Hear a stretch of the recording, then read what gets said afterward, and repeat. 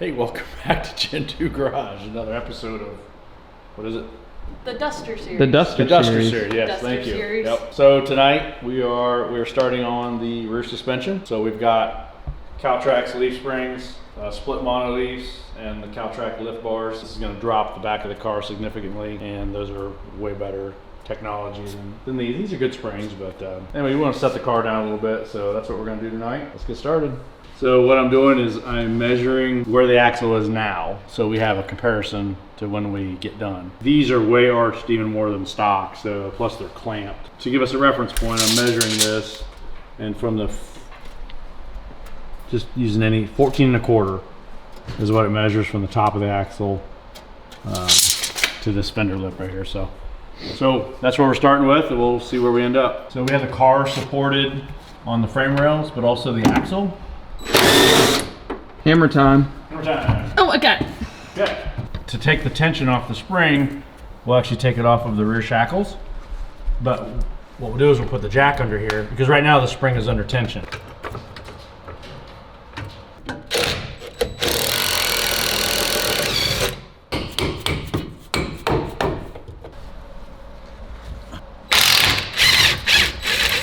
Allison, you remember doing these on my blue truck? I do.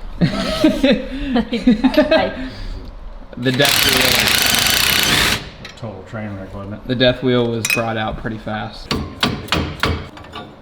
So the front is a little more complicated. See this bolt that goes through there? Yeah. Well, notice where the head of the bolt is? Yep. Where? Back there. Yeah, exactly. Okay, how are you gonna get that bolt out? You can't. So this is called the torque box. This little guy right here that mounts the front eyelet. There's 4 bolts on the back side here you have to take off, and then the whole spring will come out. Okay. So if you come around here, feast your eyes up in there, Yep. that's what you gotta buzz out. And that's all there is to it. The leaf spring will come right out. It's really quite a simple project.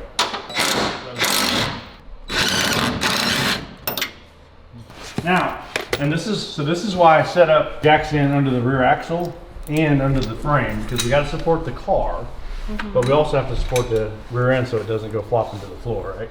Right. That's it. Done. It's out. So we can take those wedges off. There we go. So these are super stock springs. So Super stock springs. yeah, so Are they super? yeah, because I don't think the factory, that's what this part number is. These are not OEM, so this is actually a super stock spring. We might not be putting this back in, actually. So we're probably gonna see how this does first. So let's see what we got here. Let's see the difference in the arch here. Yeah, look at that. Look at the difference already. Here, Allison, here's your instructions. I've talked to people that are very intimidated by this. There's no reason to be. It's really, it's such a great setup. The old ones used to be, they still make them, but they don't make a whole lot of them. But they used to be fiberglass. They used to sell a true mono leaf. I mean, one leaf, it was fiberglass, which is, you gotta remember, Corvettes have a fiberglass leaf spring under them. I don't think they make as many of those as they used to. They went with this design. And there's a couple reasons for that. First of all, these are tunable. So you can actually move these leaves around and tune the reaction of the leaf spring. Here's what you have to understand about leaf springs. The front of it does absolutely nothing. Okay, all the work is done behind the axle. There's no arch in the front side. It doesn't do anything. So when the car leaves the line, basically, and you gotta remember the axle is trying to come up and rotate and hit the floor of the car. So the more the axle wants to rotate like that, the more the back leaf arches, and the more the back leaf arches, the harder it plants the tire, okay? And how you adjust the plant is this pin right here. So if you look on your truck, so this pin will actually go through the leaf spring, and you will adjust this pin, and these 2 holes here adjust how much hit you get. So they're very tunable. The upper hole is the most hit. So this is the most aggressive, because the reason for that is the lower bar is now pointed up. So your instant center is now up already. The bottom bar and the bottom hole will pretty much be level. I mean, it should be pretty level with the ground. or pretty close to it. So they're very tunable like that. And then the bar, you can tune it with the bar as well, how much tension you put on here. So we'll go through all that when we get it installed. Because you have to remember, leaf spring cars don't squat. No, you can't make it squat. It's impossible. It's impossible. That doesn't work that way. My car, for example, my Challenger, while the tire is slightly up into the fender at rest, I'll have probably between 2 and 3 inches of separation at full hit. And that means it's working good. But there gets to a point where it's too much.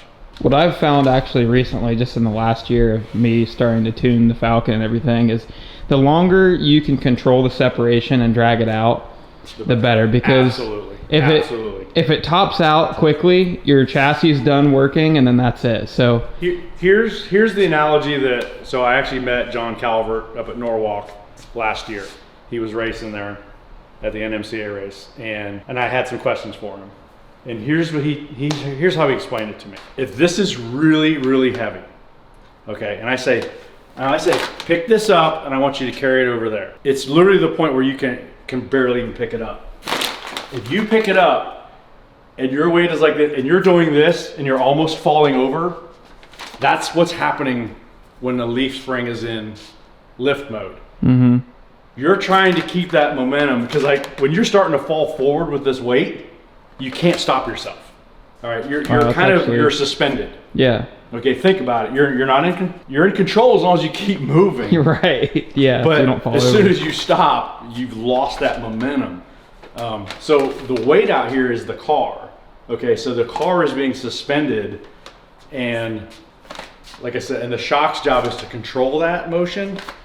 But you're absolutely right. The longer you can carry that, the better. And everything has limits to it, but. It's a pretty neat analogy. I'd never thought. Yeah, that is pretty cool. I've never heard of that. So that setup is going to go in here. So there's a left and a right to this. First of all, this would be the drive. Look at that. They have grease joint. They have Zerks on them now. Mine don't have those. I wonder if mine has that.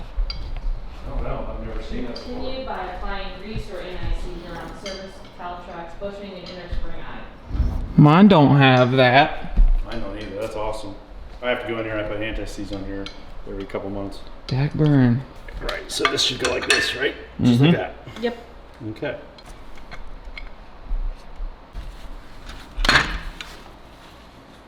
So we want to make sure this rotates freely too. So we clean this up and put some of that grease on this too, and what's very, very important is you do not over tighten this bolt. That's the reason it's a lock nut, because this has to spin freely in here. That right there. Beautiful. And there's okay. So why do you think that this bolt is specifically installed that way? So it can't fly out. That's exactly right. There you go. So this can never fall off the car. Because if the front of your leaf spring falls off the car, You're having a bad day. really bad things can happen. So I'm gonna set this up on. I'll be Jack man.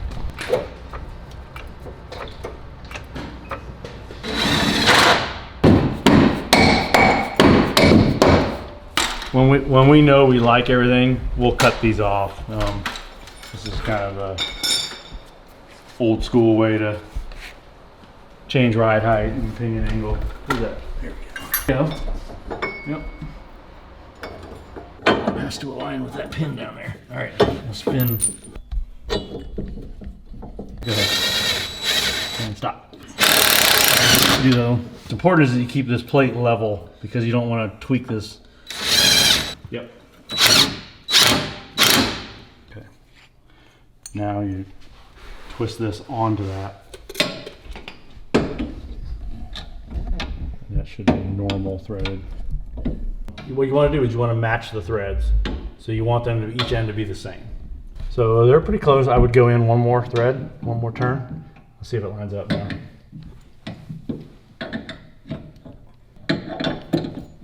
There it goes. 12 and 5/8. So you lowered it 2 inches. And it can do more because you got them crazy shackles. It's actually going to be sitting. you're gonna need to lower the front. Oh yeah. Oh absolutely. Yeah. It's gonna sit. It's gotta have a Carolina squat. I mean, actually, it'll probably be leveled out because 12 and 3/4. it already had a rake, so it'll 12 probably and level out. 3/4 is what it is now. One down, one to go. I'm gonna take these bushings out. Your turn.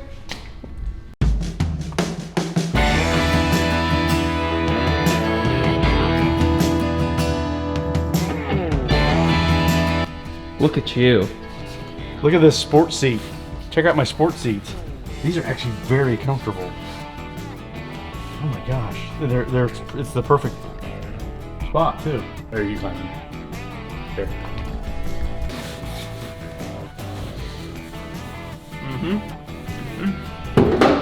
That's my phone.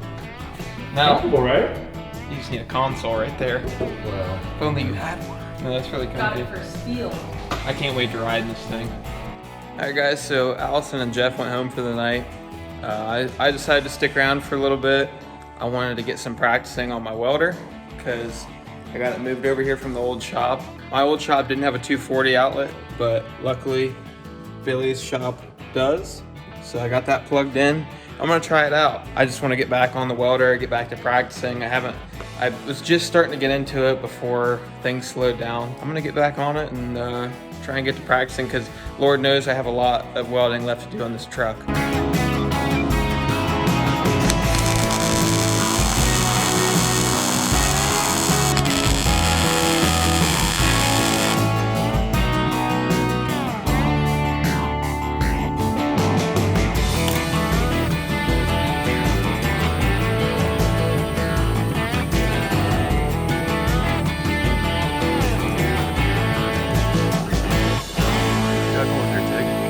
Trying to learn how to TIG weld. The TIG. That one. Just trying to learn how to TIG. Dude, that looks pretty good. Yeah, That's better than I ever fucking did the first.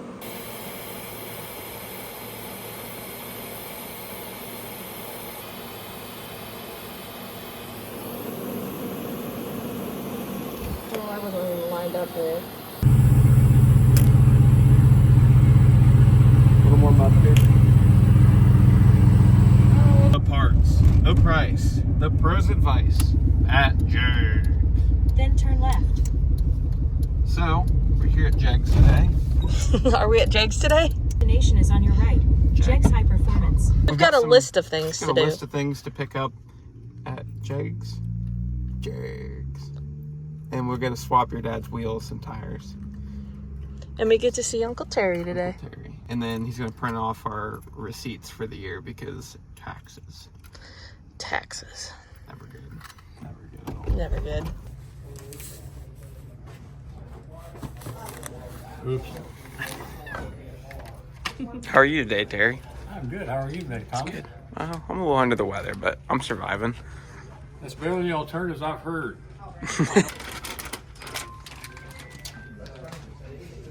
Get you some go fast Mopar parts. Those don't exist. I just have one question. Ask me.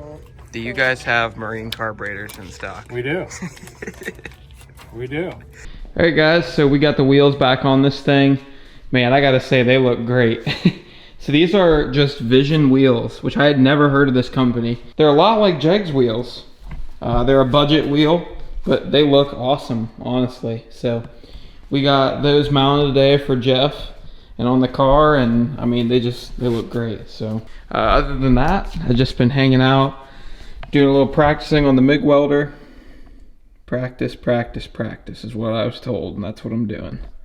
Don't look at that one. That one's a little better. But we appreciate you guys watching. Seems like a lot of people are interested in this Duster series, which makes me really happy because we're having a great time with it. Learning on this car and just another project, you know. Lord knows we need more projects, but it's been really fun turning this thing into a really nice street car, and I can't wait to see Jeff and Allison and Tiffany take it out this summer and drive it and race it a little bit and just have fun. So can all kind of look forward to that, but I appreciate you guys watching, and we'll see you in the next one. Thing that, Jeff has arrived. I spoke too soon. Oh, we're not allowed? Well, that's too bad. It's already too late. He's so happy.